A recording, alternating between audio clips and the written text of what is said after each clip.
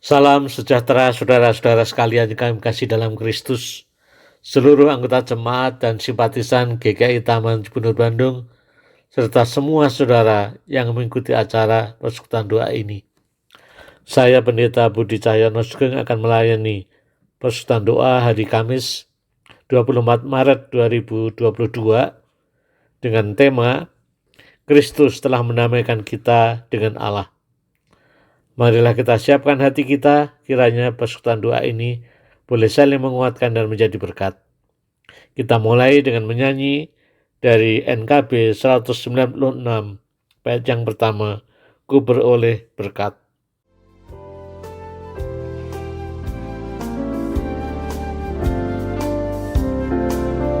Ku beroleh berkat yang tak kunjung lenyap, yang tidak diberi dunia.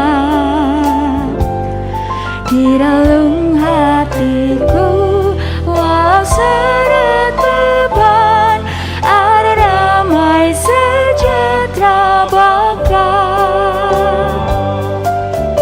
Yesus yang selalu tinggal serta, Ia di dalamku, ku dalamnya. Aku senantiasa menyertaimu, itulah janjinya kepadaku.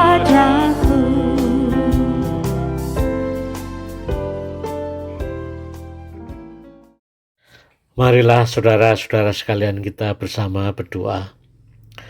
Ya Tuhan, Bapa kami dalam surga, kami sungguh bersyukur kepadamu kalau Engkau terus memelihara dan memimpin kehidupan kami semuanya sampai dengan saat ini dan seterusnya.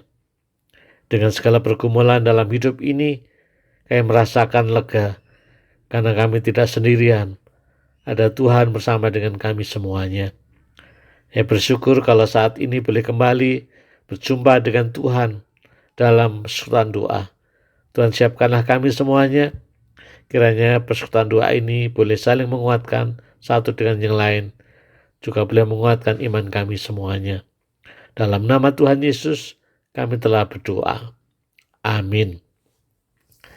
Yang menjadi dasar renungan kita dalam persekutuan doa ini, saya ambilkan dari surat 2 Korintus 5 ayat 18. 2 Korintus 5 ayat 18. Dan semuanya ini dari Allah, yang dengan perantaraan Kristus telah mendamaikan kita dengan dirinya, dan yang telah mempercayakan pelayanan pendamaian itu kepada kami. Saudara sekalian yang kami kasih dalam Kristus, bila kita jujur dengan hati nurani kita, sebetulnya semua manusia ingin hidup damai dengan siapapun. Tatkala kita berseteru dengan suami atau istri atau dengan orang lain, hati ini terasa tidak damai. Dan hati yang tidak damai ini membuat kehidupan jadi tidak enak. Coba bayangkan, misalnya ada sepasang suami istri sedang berseteru, diam-diaman, tidak mau saling menyapa, tidak mau saling memulai meminta maaf karena gengsi. Apakah enak hidup serumah dalam suasana seperti itu?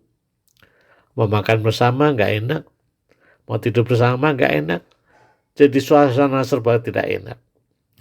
Demikian juga dalam relasi-relasi yang lebih luas, relasi dengan tetangga depan rumah, tetangga sebelah rumah, tetangga yang lain.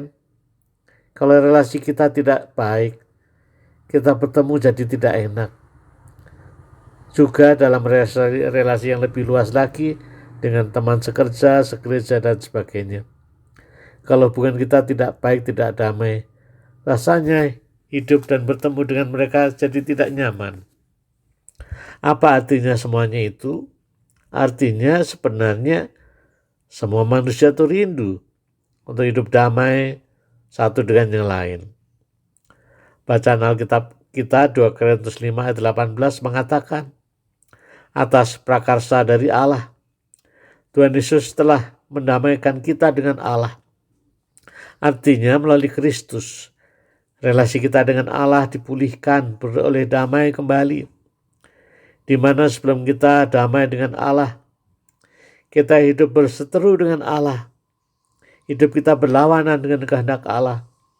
Hidup semau-maunya diri kita sendiri, tidak menghiraukan kehendak Allah. Alkitab mengatakan itu hidup dalam dosa karena melawan Allah. Tapi syukurlah saudara sekalian, walaupun kita berseteru dengan Allah, Allah tidak mendendam pada kita.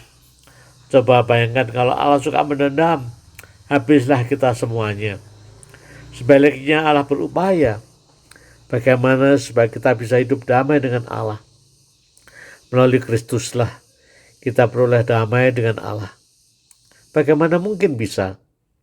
Hal tersebut dijelaskan secara singkat dalam ayat 21, 2 Korintus 5 ayat 21, saya bacakan demikian.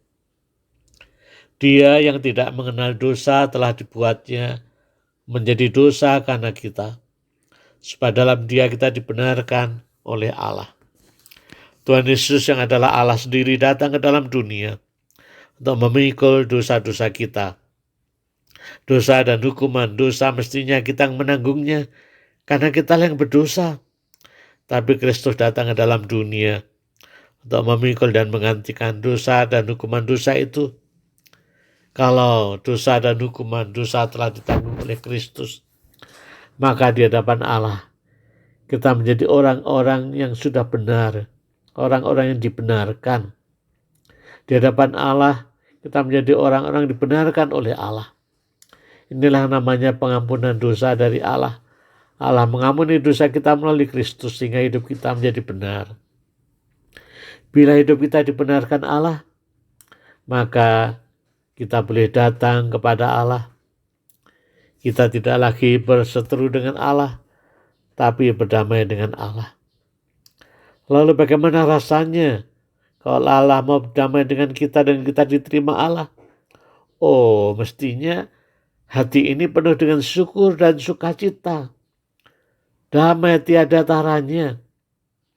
Siapakah kita sehingga Allah mau berdamai dan menerima kita? Kalau Allah saja mau berdamai dan menerima kita, masakan kita tidak mau berdamai dengan orang-orang lain yang berseteru dengan kita? Kalau Allah berkenan mengampuni orang-orang berdosa termasuk kita, masakan kita juga tidak mau mengampuni orang berdosa dan bersalah kepada kita? Rasakanlah hidup berseteru dengan orang lain itu tidak enak dan tidak nyaman. Yang paling enak dan paling membahagiakan kalau kita bisa hidup damai dengan orang-orang lain siapapun itu, dengan orang yang paling dekat, suami, istri, orang tua, anak, teman-teman segereja, sepekerjaan, tetangga, dan seterusnya. Mintalah kekuatan dari Allah agar hati kita bisa berdamai dengan orang lain siapapun. Mulailah dari diri kita sendiri, bukan menuntut orang lain untuk memulai berdamai dengan kita. Selamat menjadi orang-orang yang hidup damai dengan Allah dan sesama. Amin. Marilah saudara sekalian kita lanjutkan di dalam doa syafaat. Kita menaikkan doa-doa syafaat kita, marilah kita bersama berdoa. Ya Tuhan, Bapa kami dalam surga, kami bersyukur kepadamu kalau Engkau telah berprakarsa mengambil inisiatif untuk damai dengan kami manusia berdosa ini. Siapakah kami Kau hargai begitu rupa sehingga Kau mengangkat kami dari kuasa dosa, sehingga kami boleh berdamai dan bersekutu dengan Engkau. Oh, sungguh kami bersyukur kepadamu. Ya Tuhan, ajarkan kepada kami untuk juga belajar bisa hidup damai satu dengan yang lain. Saat ini kami berdoa untuk saudara-saudara kami, mungkin yang hidupnya terasa tidak enak, tidak nyaman, karena masih menyimpan dendam, perseteruan dengan orang lain. Bahkan mungkin orang paling dekat antara suami istri, orang tua anak, atau dalam relasi-relasi sesama dengan yang lain, lingkungan setetangga, sepekerjaan, segereja, dan seterusnya. Kami doakan mereka semuanya kiranya hati yang penuh dengan dendam, permusuhan, diganti dengan hati yang damai. Mau berupaya dan mengusahakan bagaimana memulai untuk menyapa, untuk memaafkan, mengampuni, dan berdamai, sehingga hidup jadi terasa enak dan nyaman. Kami terus berdoa untuk seluruh anggota jemaat dan simpatisan GKI Taman Cibenut Bandung, juga kami semua yang mengikuti pesan doa ini. Biarlah damai Tuhan terus ada dalam hati kami semuanya, sehingga hidup jadi terasa nyaman dan membahagiakan.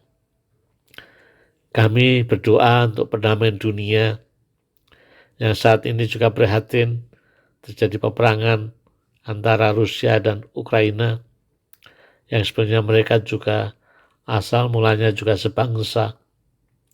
Tolonglah agar para pemimpin baik antara Rusia, Ukraina, bahkan pemimpin-pemimpin dunia yang lain terus berupaya bagaimana mewujudkan perdamaian, mencari solusi masalah yang ada dengan baik, bukan dengan menjatuhkan senjata-senjata yang bisa mematikan banyak orang. Kami juga berdoa untuk pertikaian-pertikaian di beberapa belahan dunia ini. Tuhan tolonglah agar semua pemimpin dunia ini mempunyai hati yang damai. Dengan hati yang damai itu mereka berupaya untuk mewujudkan damai juga dengan yang lain. Segala konflik, permasalahan kiranya boleh dicari dengan solusi yang baik, yang damai, saling menghargai satu dengan yang lain. Ya Tuhan, Bapa kami dalam surga, saat ini kami juga berdoa untuk masyarakat yang hatinya tidak damai karena harga-harga kebutuhan pokok mulai naik, terutama yang terakhir ini santer dibicarakan, yaitu mengenai kenaikan harga minyak goreng yang membuat orang jadi merasa kesusahan mengantri mendapatkan minyak goreng dengan harga yang layak.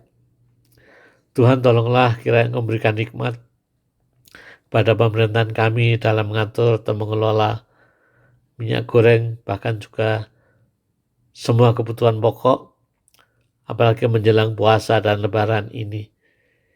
Kiranya semuanya boleh terkendali dengan baik. Bagi mereka ingin mendapatkan keuntungan besar di tengah-tengah situasi ini dan mengorbankan orang lain, tolong sadarkanlah mereka semuanya. Hidup hanya sekali di dunia ini. Kiranya hidup di dunia ini mereka pakai untuk hal yang baik, mewujudkan kedamaian bagi semuanya. Kami saat ini juga bersyukur kalau pandemi virus corona juga mulai terkendali, mulai menurun, juga yang sakit juga tidak semakin parah, juga vaksinasi terus digalakkan. Kiranya Engkau juga berikan hikmat untuk pengambil kebijakan pemerintah bagaimana untuk strategi selanjutnya di dalam mengatasi pandemi ini. Kalau rencananya ada dibikin kebijakan endemi, peraturan-peraturan dilonggarkan, kiranya ini tidak membuat masyarakat terus terlena hidup semua maunya. Kiranya semuanya tetap menjaga protokol kesehatan. Tuhan Bapa kami dalam surga, inilah doa syafaat kami yang panjatkan dalam nama Tuhan Yesus yang mengajarkan kami berdoa Bapa kami. Bapa kami yang di surga, dikuduskanlah namamu. Datanglah kerajaanmu, jadilah kehendak-mu di bumi seperti di surga. Berikanlah kami pada hari ini makanan kami yang secukupnya.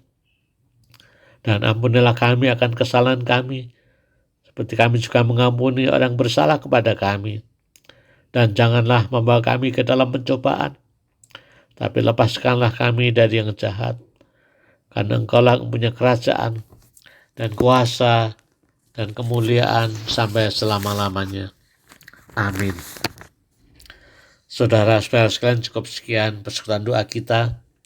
Selamat menjadi orang-orang hidup damai dengan Allah dan sesama. Kita akhiri dengan menyanyi dari NKB 196 bait yang kedua. Ku beroleh berkat. Saat damai penuh masuk di